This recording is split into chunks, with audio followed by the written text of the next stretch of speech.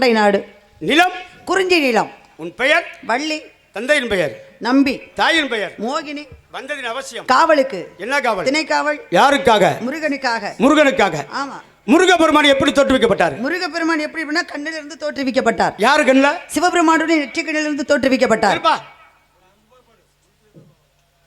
முருகப்பெருமான் சிவபெருமானுடைய நெற்றிக்கண்ணிலிருந்து தோற்றுவிக்கப்பட்டவர். உன் குலக்கடவுள் யாரு? அவர்தான். யாரு? முருகப்பெருமான். முருகப்பெருமான் குலசாமி. ஆமா. சரி. அப்ப முருகப்பெருமான் சிவபெருமானின் நெற்றிக்கண்ணில் தோற்றுவிக்கப்பட்டார். சரி. சிவபெருமான் நெற்றிக்கண்ணில் தான் முருகன் தோற்றுவிச்சாரு. நான் உன்ன என்ன கேட்கிறேன்னா, என்ன கேக்குறீங்க? அதுக்கு பேசாம நெற்றிக்கண்ணில இருந்து முருகனை தோற்றுவிக்க வேண்டியதானே? அந்த இடத்துல மன்மதனை எரிக்கணும்னு என்ன காரணம் இருக்கு? மன்மதனை எரிச்சுதான் முருகன் அவதரிக்கணுமா, தோன்றணுமா? மன்மதன் எரிஞ்சு போனேலையா, ஏன் மன்மதனை எரிச்சுதான் முருகன் அவதரிக்கணும்? என்ன காரணம்? எனக்கு விளக்கம் வேணும். இதுதான் உங்களுடைய ஐயாவினா அறிவினா. அறிவினா அப்படின்னா எல்லாமே எனக்கு தெரியும், நான் அறிவினா அறிவினா அறிவினா, நான் எல்லாமே அறிவேன். அந்த வினாவுக்கு அறிந்தாலும் அந்த வினாவுக்கு நீ பதில் சொல்லணும் அப்படின்ற இடத்துக்கு வந்திருக்கீங்க. அதனால தான் அவை சொன்னார், பெரிய பெரிது பெரிது பெரிது பூனம் பெரிது, பூவனமோ நான் கண் படைப்பு, நான் கண் அரியமாள் உந்தியில் வந்தோன், அரியமால அலைகடல் துகின்றேன், அலைகடல குருமணியான் கையில் அடக்கம், குருமணியான் கலசத்தில் பிறந்தோன், கலசம புவியில் சிறுமன், புவிய அரவினில் கொறுதலை வாரம், அரவ உமியவள் சிறுவிரல் மோதிரம், உமையுளோ இறைவர் பாத தொடுக்கம், இறைவரோ தொண்டருக்குள் ஒடுக்கம், தொண்டட்டம் பெருமை சொல்வது பெரிது என தொண்டருக்கெல்லாம் தொண்டராக இறை தோன்று ஒன்றை பெரும் தொண்டாக எண்ணி வாழ்ந்து வரவர் நீங்க தான். அம்மாவை பற்றி சொன்னவொன்னே ரோசை எங்கிட்டு பொத்துக்கிட்டு வருது. எங்கள் அம்மாவை எப்படி நீ அப்படி சொல்லலாம்? சாதாரண மாடு அம்மா அப்பான்னு பேசுமா? அது தோலை உரிச்சிருந்தா பேச வச்சுக்கிட்டான்ல. அதே மாதிரி மரம் செடி கொடி பேசுமா? அந்த மரத்தை அறுத்துந்தா பேச வச்சுட்டான்ல. மண்ணுக்குள்ளே இரும்பு கிடக்கும், அந்த இரும்பை ஒன்று கூட்டி திரட்டிந்தா அவன் பேச வச்சுட்டான்ல. இதெல்லாம் நல்லா தான் பேசுறிய யாக்கியானமா, ஆனால் அது உங்களுக்கு தெரியல பாருங்க. இதெல்லாம் நல்லா தான் தெரியுது, அது தெரியலை. இதெல்லாம் தெரிஞ்ச உங்களுக்கு அது தெரியலைன்னு ஏன் சொல்கிறேன் அப்படின்னா, உங்கள் அப்பாவுக்கு 5 தலை. யாருக்கு? பிரம்மாவுக்கு. சிவபெருமானுக்கும் 5 தலை. 2 பேருக்கு 5 தலை. தினந்தோறும் ஒரு விஷயம் நடக்கும். நம்ம சாதாரண மனிதர்களுக்கு தான் 24 மணி நேரம் ஒரு நாள். 24 மணி நேரம் ஒரு நாள். இரவு 12 மணி நேரம், பகல் 12 மணி நேரம். அப்போ நமக்கு ஒரு நாள். ஆனால் தேவர்களுக்கு ஒரு நாள் என்ன தெரியுங்களா? 6 மாதம் ஒரு பகல், 6 மாதம் ஒரு இரவு. அப்போ ஒரு வருடம் 12 மாதங்கள் அவங்களுக்கு ஒரு நாள். இந்த கணக்கின்படி பார்த்தா தினம்தோறும் எப்படி நம்ம ஆசானை போய் வணங்கிட்டு நம்ம வேலைகளை தொடங்குறோமோ, அதே மாதிரி தேவர்களும் எல்லாரும் சேர்ந்து சிவபெருமானை போய் வணங்கிட்டு வந்து அவருடைய கட்டளைப்படி இந்த உலகத்தை இயக்கக்கூடியது எல்லாருக்கும் வேலை. அவர் கட்டளை இட்டால்தான் எல்லாரும் இயங்குவார்கள். எல்லாரும் போறாங்கப்பா. போகும்போது எல்லாரும் சரிசமமா உட்கார்ந்துருக்காங்க. ஆதி பராசக்தி கொஞ்சம் வருவதற்கு கால தாமதத்தோடு வர்றாங்க. நம்ம ஏதாவது ஒரு தவறு செஞ்சா பதறாத காரியம் சிதறாதுன்னு சொல்லுவாங்க. அப்போ ஏதாவது ஒரு தவறு செஞ்சுட்டாலும் கொஞ்சம் தாமதமாக வந்துட்டாலும் அந்த படப்படப்பு இருந்துக்கிட்டே இருக்கும். அந்த அம்மா என்ன பண்ணுறாங்க, எல்லாரும் அவையில் அமர்ந்திருக்காங்க, நம்ம வர்றதுக்கு தான் கால தாமதம் ஆயிடுச்சு அப்படின்னு நேராக ஒரு பதப்பதப்பில் கீழே விழுந்து காலை தொட்டு கும்பிடுறாங்க. காலை தொட்டு கும்பிட்டு மேலே நிமிந்தா காலை தொட்டு கும்பிட புருஷங்கால் இல்லை, பிரம்மனுடைய கால். ஏன்னா 2 பேத்துக்கும் 5 தலை இருக்குல்ல. அப்போ 5 தலை இருக்கு. ஏதோ ஒரு ஞாபகத்தில் இவ்வளோ காலதாமதமாக வர்றமே அப்படின்னு 5 தலை உள்ளவர் தான் புருஷன் அப்படின்னு புருஷங்காலில் தொட்டு கும்பிட்டு மேலே நிமிந்தா அது புருஷன் இல்லை, பிரம்மனாகப்பட்டவன். அம்மாவுக்கு அவ்வளோ கஷ்டமாக போச்சு. எங்கள் அண்ணன் தான் இல்லைன்னு சொல்லலை, தந்தைக்கு நிகரானவர். ஆனால் நான் என்ன எண்ணத்தோட காலில் விழுந்தேன், என்னுடைய கணவன் தான் அப்படின்ற எண்ணத்தோடு நான் காலில் விழுந்துட்டேனே அப்படின்னு அப்போ சொன்னாங்க சிவபெருமானுக்கிட்ட. இந்த ஆளுகள் நான் 5 தலை இருக்கவும் தானே, உங்களாட்ட சரிசமமாக இருக்கவும் தானே இப்படியெல்லாம் நான் ஒரு மாற்றம் ஏற்பட்டது. அப்போ என்ன பண்ணணும், இந்த தலையை கீழே எரிஞ்சிருங்க. இதில் நீங்கள் இன்னொரு கதை சொல்லலாம், அது ஒரு பக்கம் இருக்கட்டும். அப்போ இதற்கு என்ன காரணம்? இந்த தடுமாற்றத்தை அறிவு தானே. மனிதர்களுக்கு 6 அறிவு, மிருகங்களுக்கு 5 அறிவு, தேவர்களுக்கு 7 அறிவு உங்களுக்கெல்லாம். ஆனால் தெய்வங்களுக்கு 8வது அறிவு, யாருக்கும் 8வது அறிவு. இப்போ 8வது அறிவில் இருக்கக்கூடிய அன்னை பராசக்திக்கு அப்பேற்பட்ட ஒரு பகுத்தறிவு வேலை செய்ய அங்கே இயங்காமல் தான் கணவனு நினச்சி பிரம்மனுடைய காலில் விழுந்துட்டாங்க. அப்போ இதுக்கு யார் காரணம்? உங்கள் அம்மா தான் காரணம். நிதான தன்னிலை எண்ணிலையிலும் தன்னிலை மாறாமல் இருக்க வேண்டும் அப்படின்னு. உங்கள் அம்மா ஏன் ஓர வஞ்சகக்காரி அப்படின்னு சொன்னேன் அப்படின்னா, எடுத்துக்காட்டுக்கு ஒரு உதாரணம் சொல்லியிருக்கேன். இல்லை சொல்லணும் அப்படின்னா விடிய விடிய நான் சொல்லுவேன். இது ஒரு உதாரணம். சரி இருக்கட்டும். இப்போ கடைசியில் எங்கும் சுற்றி என்னுடைய தந்தையாகப்பட்ட ரெங்கனை சேவிக்கணும் அப்படின்னு அங்கே வந்துட்டீங்க. சிவபெருமான் நெற்றிக்கண்ணிலிருந்து முருகப்பெருமான் தோற்றுவிச்சார். சரி, சந்தோஷம்தான். ஒரு அழகான கடவுள் தோற்றுவிக்கிறார். உலகத்துக்கு சுறுசுறுப்பான ஒரு ஆண் மகள் தோற்றுவிக்கிறார் அப்படின்னா எல்லாருக்கும் சந்தோஷம் தான். ஏயா ஒருத்தனை கொன்னுட்டு இவன் தோற்றுவிக்கணும், ஏன் அவனை உயிரோட விட்டுருக்கலாமே அப்படின்னு. இதுக்கு என்ன காரணம் தெரியுங்களா? பூலோகத்தில் பெரியவங்கெல்லாம் சேர்ந்து ஒரு கூட்டணி போடுவாங்க தெரியுமா? கூட்டணி, வாங்கப்பா கூட்டணி கட்சி ஆரம்பிப்போம் அப்படின்னு. எவன் கூட்டணி கட்சி போடுறான்னா ஒரு நாட்டை கொள்ளையடிக்க போகிறான்னு அர்த்தம், கூட்டணி போட்டு. அப்போ இதே விஷயம் அங்கே நடந்தது. என்ன, அன்னை பராசக்திக்கும் சிவபெருமானுக்கும் வாக்குவாதம். அவரை விட்டுட்டு அம்மா வந்துட்டாங்க. அம்மா வந்து தவத்தில் இருக்காரு, அவரும் அம்மாவுடைய நினைப்பே இல்லாமல் இருக்காங்க. வர வாங்கின சூரபதுமன் எல்லாரையும் கொடுமைப்படுத்திக்கிட்டு இருக்கான். அப்போ சூரபதுமனை வதம் செய்ய எல்லாரையும் கொடுமைப்படுத்திக்கிட்டு இருக்கானே, வரம் கொடுத்தது யாரு? சிவபெருமான் தானே வரம் கொடுத்தாரு. அப்போ சிவன் தானே வந்து அழிக்கணும் அப்படின்னு எல்லாரும் கேட்குறாங்க. வரம் கொடுத்த நானே அவனை அழிக்க முடியாதுன்னு சொல்லிட்டாரு. நீங்கள் வரம் கொடுத்து நீங்களே அழிக்க முடியாதுன்னு சொன்னால் அப்போ நாங்களே என்ன அப்படியே கஷ்டப்படணுமா, இப்படியே இருந்துடலாமா அப்படின்னு எல்லாருக்கும் கோபம் வருது. அப்போ தான் அவர் சொன்னார், கவலைப்படாதீங்க, நான் வருவேன், நானாக வரமாட்டேன், ஆனால் வந்து அழிப்பேன் சொல்லிட்டார். என்ன பண்ணுறாங்க எல்லாரும் சேர்ந்து, இவர் சொல்லிட்டாரு சீக்கிரத்தில் வரமாட்டாரு. ஏன்னா ஒரு கணவனுக்கு மனைவியினுடைய ஞாபகம் இருந்தால் தானே ஆசை வரும். ஆசை வருது, ஆசை வரணும், இல்லறத்தில் ஈடுபடணும் அப்படின்னா பொண்டாட்டி ஞாபகம் இருந்தால் தானே வரும். அந்த அம்மா ஒரு பக்கம் இருக்குது, இந்த ஐயா ஒரு பக்கம் இருக்காரு. அப்போ பொண்டாட்டி ஞாபகத்தை தூண்டணுமே. அப்போ என்ன பண்ணணும்? அப்போ பொண்டாட்டி ஞாபகத்தை தூக்கணும் அப்படின்னா ஆசையை தூண்டணும், காம எண்ணத்தை தூண்டணும். இப்போ எல்லாரும் சேர்ந்து ஒரு கூட்டணி போடுறாங்க. எல்லாரும் சேர்ந்து மன்மதன்கிட்ட போய் ஒரு உதவி கேட்பேன் அப்படின்னு. அப்போ மன்மதன்கிட்ட போய் ஒரு உதவி கேட்கும்போது மன்மதன் பயப்படுறார். ஐயா அவர் யார், சாதாரண ஆளா, அவர்கிட்ட போய் நான் எப்படி மோத முடியும், எரிச்சிருவாரு அப்படின்னு. இல்லை நாங்களாம் இருக்கிறோம் பாருங்களேன், தவறு செய்வரை காட்டிலும் தவறு செய்ய தூண்டுறான் பாருங்க, மிகப்பெரிய ஆபத்து அவனுக்கு தான், மிகப்பெரிய தண்டனையும். தயவு செய்து சொல்கிறேன், நான் இருக்கேன், நீ நான் தைரியமாக இந்த தப்பை பண்ணுறா அப்படின்னா பண்ணாதீங்க. அவன் மாட்டி விட்டு அவன் கலண்டுக்கிட்டு போயிடுவேன், நம்ம தான் பின்னாடி அவஸ்தைப்படணும். அதைத்தான் அங்கே நடந்துச்சு. நாங்கள் எல்லாரும் இருக்கோம், காக்கும் கடவுள் இருக்கோம், படைக்கும் கடவுள் இருக்காரு, தேவேந்திரன் இருக்கேன், இந்திரன் எல்லாருமே இருக்கோம். நாங்கள் இருக்கும்போது உங்களை என்ன வண்டிட முடியும், நீ தைரியமாக உன் வேலையை செய்டான்றார்.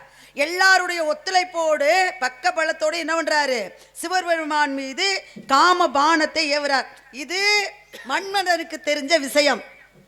எல்லா தேவர்களும் மன்மதனுக்கு சொல்ல மன்மதன் சிவபெருமான் மீது காம பானத்தை தூண்ட. ஆனா அதுக்கு முன்னாடியே ஒரு விஷயம் நடந்துச்சு பாருங்க, அதுதான் கூட்டணின்றது. முருகன் தோற்றுவிக்கணும். முருகன் தோற்றுவிக்கணும் அப்படின்னா எப்படி தோற்றுவிக்கிறது? அழகா இருக்கணும். காலையில் கதிரவன் உதிச்சு வர்றார். உதிச்சு வரும்போது எவ்வளவு பிரகாசமாக உலகத்துக்கு ஒளியை கொடுக்குறார். நம்ம ஒரு 6 மணி 6:10க்கு சூரியன் பிறப்பிட்டு வருவார். அந்த நேரத்தில் அவரை பார்க்கலாம், நம்ம கண் குளிர பார்க்கலாம். அதுக்கு மேலே 7 மணி ஆயிடுச்சுன்னா அவரை கண் கூர்மையாக பார்க்கவே முடியாது, கண்ணு மங்களாயிரும். அவ்வளோ பெரிய பிரகாசம். ஒரு சூரியனுடைய ஒளியவே நம்மளால் பார்க்க முடியாது, அவ்வளவு பிரகாசம். அப்படின்னா 1000 கோடி சூரியனுக்கு நிகரான அழகான ஒருவன் முருகன். அவரை எப்படி பார்க்க முடியும்? அப்போ ஒரு அழகன் தோற்றுவிக்கணும். அழகன் தோற்றுவிக்கணும் அப்படின்னா அவன் மாதிரி இன்னொரு அழகன் இந்த உலகத்தில் இருக்கக்கூடாது.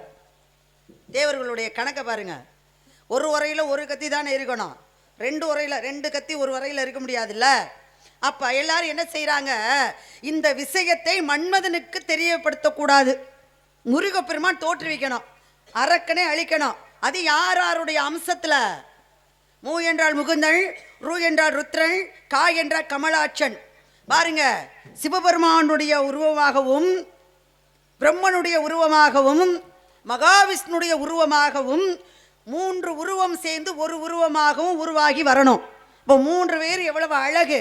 அது மட்டுமா, நாவுக்கு அதிபதியாகப்பட்ட கலைவாணி பிரம்மனுடைய நாக்கில் இருக்கா, ஆதிபராசக்தி சிவபெருமானுடைய பாதி உடம்புல இருக்கா, மகாலட்சுமி ஆகப்பட்டவள் மகாவிஷ்ணுடைய மார்பில் இடம்பெற்றிருக்கிறார். அப்ப மும்மூர்த்திகளுடைய உடம்புல 30 தேவியரும் அடக்கம்.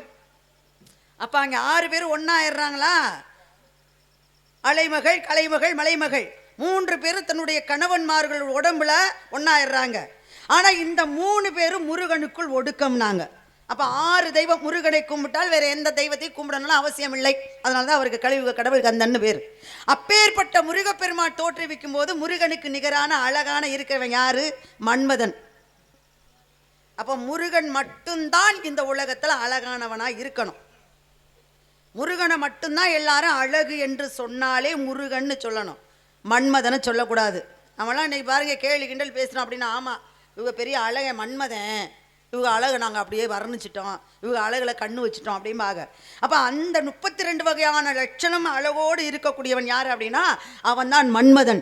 அப்போ மன்மதனும் அழகாக இருக்கும் பொழுது முருகனும் தோற்றுவிச்சான் அப்படின்னா யார் அழகானவன் அப்படின்னா அங்கே ஒரு சர்ச்சை வந்துடும்.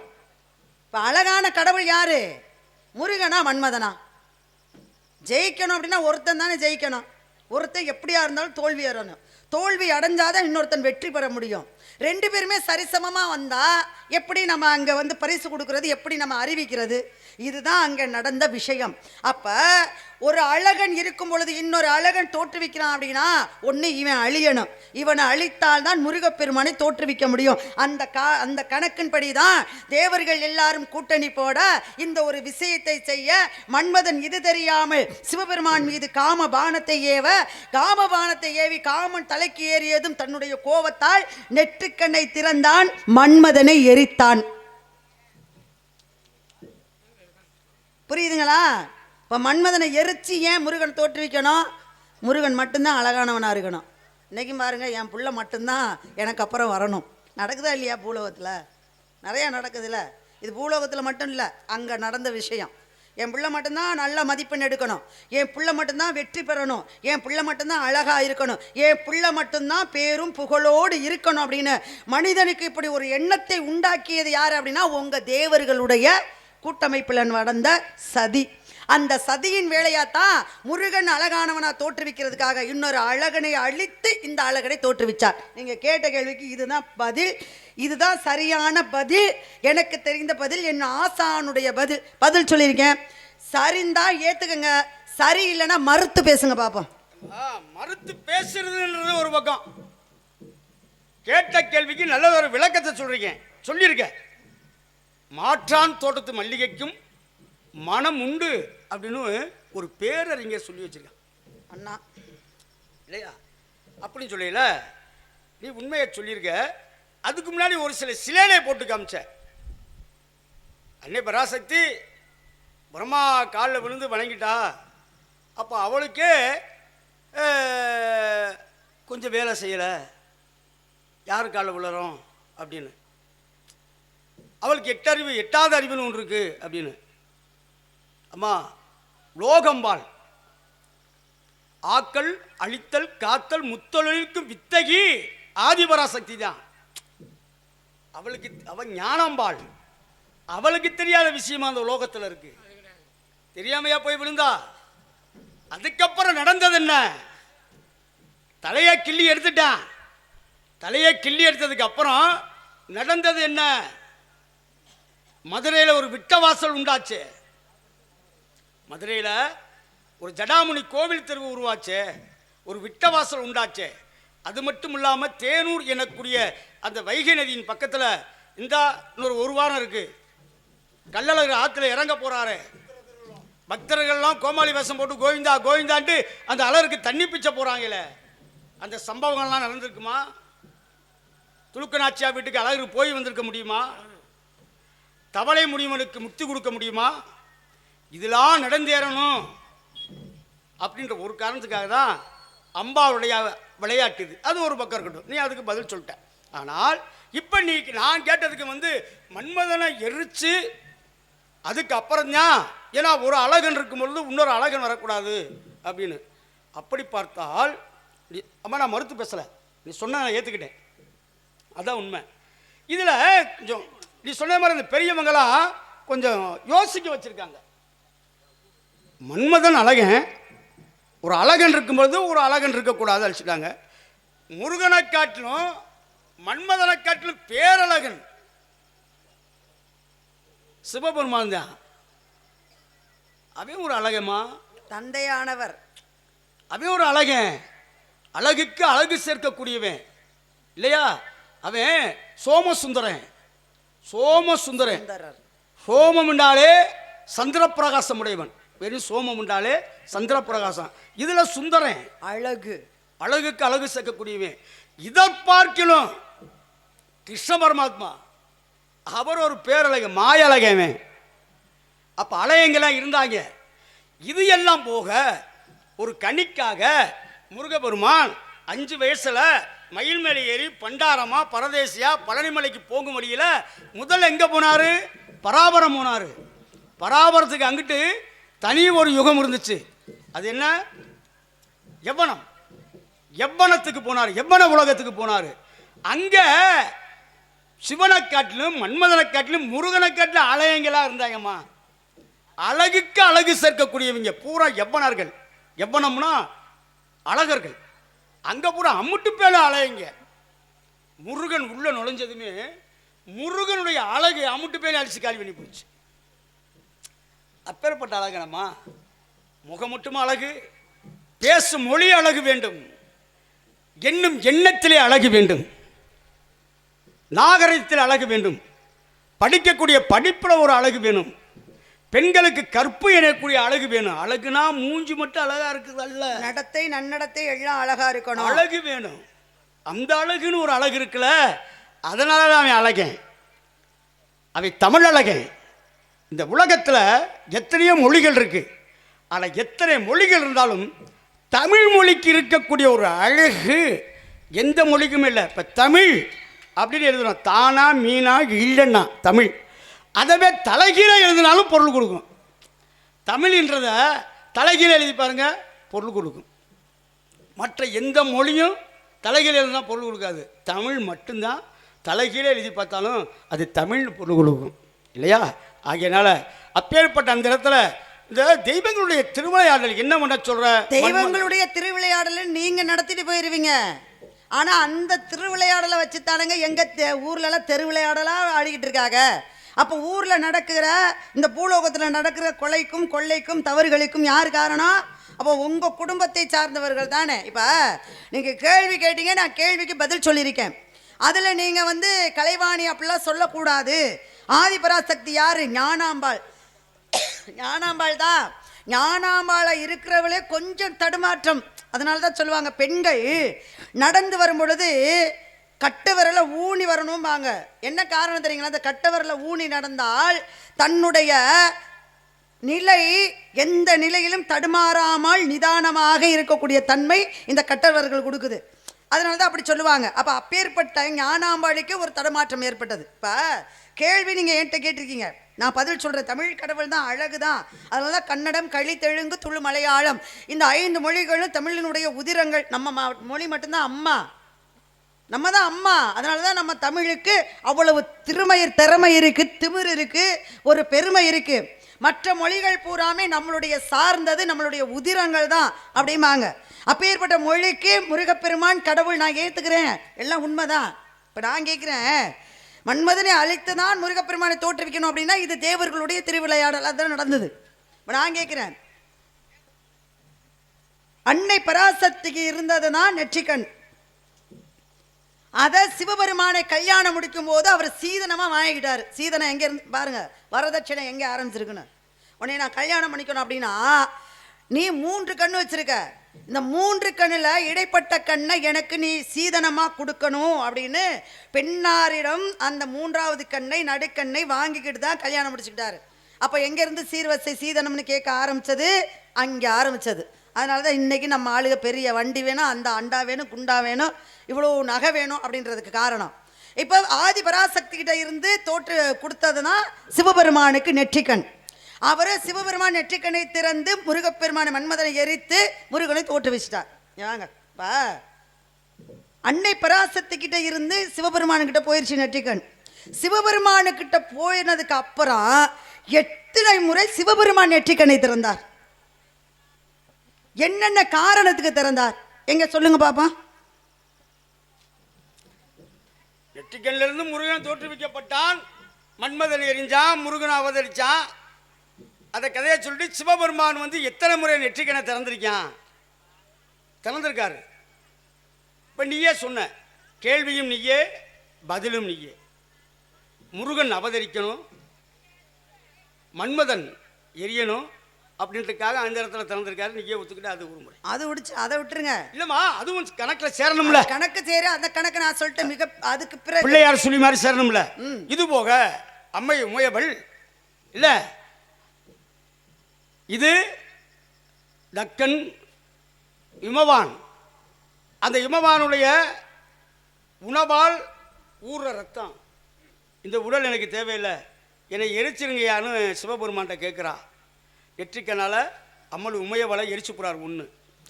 அடுத்தபடியா நெற்றிக்கன் திறப்பினும் குற்றம் குற்றம்.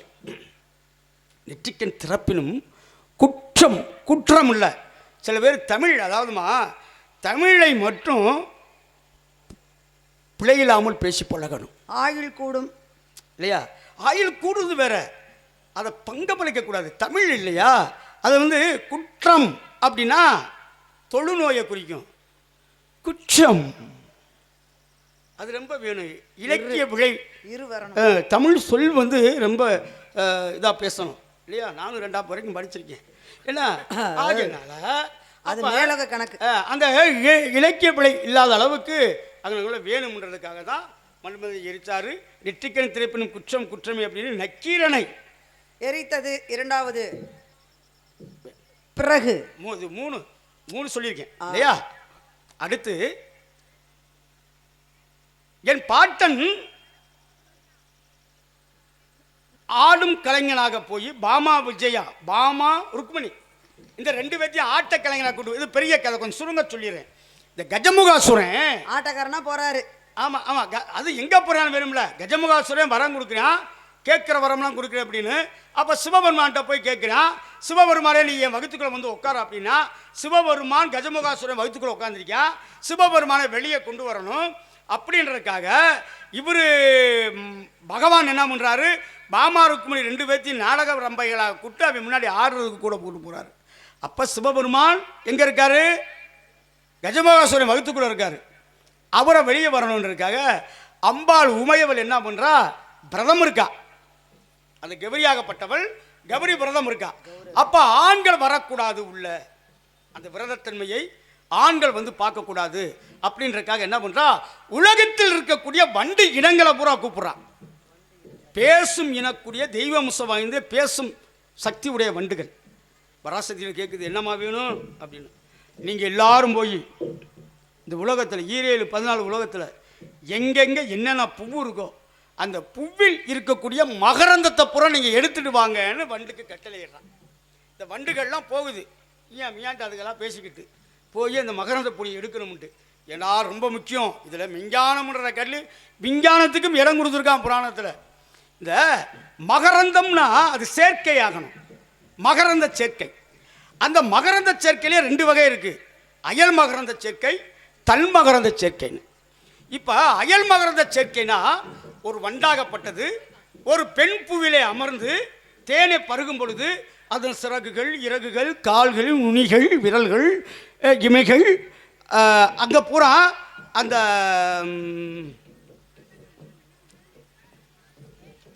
மதுரம் ஒட்டும். பெண் பூவில் போய் உட்காரும், பெண் பூவில் சூழ் இருக்கும். அப்போ இந்த மகரந்தம் அந்த பெண் பூவில் சூழில் காயாகி பிஞ்சாகி கனியாகி வரும். இது அயல் மகரந்த சேர்க்கை. தன் மகரந்த சேர்க்கை ஒன்று இருக்குது. காற்று அடிக்கும் பொழுது ஒரு ஆண் பூவும் பெண் பூவும் ஒன்றோடு ஒன்று உரசிக்கொள்ளுமா. அப்போ அந்த ஆண் பூவில் இருக்கக்கூடிய மகரந்தம் பெண் பூவில் இருக்கக்கூடிய சூழில் விழுந்து காய்கனியாகும். ரொம்ப முக்கியம். இதுக்காக அந்த மகரந்த பொடியை கொண்டு வர சொல்கிறா அம்பா. கொண்டு போய் மலை மாதிரி குமிச்சிட்டாங்க. அந்த மகரந்த பொடியை கூட தன் ரேகத்தில் போட்டு தடைவிட்டு தன் வேர்வையால் அதை பூரா திரட்டி எடுத்து விக்னேயர்களுக்கெல்லாம் அதிபதியான விக்னேஸ்வரனை உருவாக்கிட்டா. அந்த விக்னேஸ்வரங்கிட்ட லட்டை கொடுத்து எந்த ஆம்பளை வந்தாலும் உள்ளே விடாரா, நான் உள்ள விரதம் இருக்கேன், உங்கள் அப்பாக்காக தவம் இருக்கேன், தவநிலையில் இருக்கேன்ட்டு. பிள்ளைய ஒரு விநாயகர் உட்காந்துருக்காரு, நல்ல அழகான முகம். இவர் சிவபெருமான் கஜமுகாசுரன் வகுத்தை விட்டு வெளியே வந்துட்டார். வெளியே வந்தவர் பொண்டாட்டியை பார்க்க ரொம்ப வேகமாக வராரு. இங்கே நம்மால் உள்ளே விட மாட்டேங்கிறான். யாரு? விக்னேஸ்வரர். அப்போ விக்னேஸ்வரனுக்கு சிவபெருமானுக்கும் போர். சிவபெருமானால் விக்னேஸ்வரனை ஒன்றுமே செய்ய முடியல. பார்த்தாரு, விக்னேஸ்வரன் தலையை துண்டு அறுத்தாரு, தன் நெற்றிக்கனால எரிச்சு விட்டார். அந்த ஒரு முறை இல்லையா? நீ கேட்டது சொல்ல வரேன். எத்தனை முறை கண்களை திறந்திருக்கான் அப்படின்னு. கோபமாக இருந்தாலும் திறந்திருக்கான், சந்தோஷமாக இருந்தாலும் திறந்திருக்கான். ஒரு இன்னும் சுருங்க சொல்லி விளங்க வைக்கிறேன்.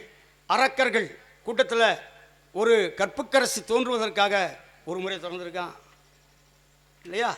இப்படி 5 முறை 6 முறை சிவபெருமான் தன் நெற்றிக்கென திறந்திருக்கான். லீலைகள் ரொம்ப புரிஞ்சிருக்கான். நீ கேட்டதுக்கு